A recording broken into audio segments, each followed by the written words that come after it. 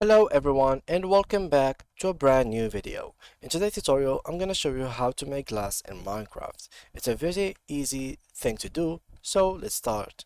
First of all, I'm very lucky here to be spawning within this area, which is in a jungle, but next to it I have a desert.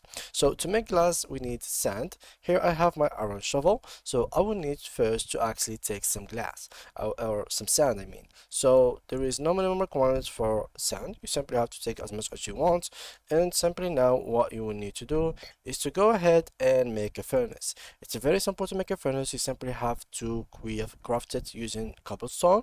And now to make this furnace work, we either need a coal, which is going to be located something like that, or any type of wood that you might find.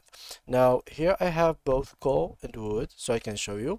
So in this first furnace I will simply put 4 sand and put the oak log. In here I will put 4 sand and put the coal.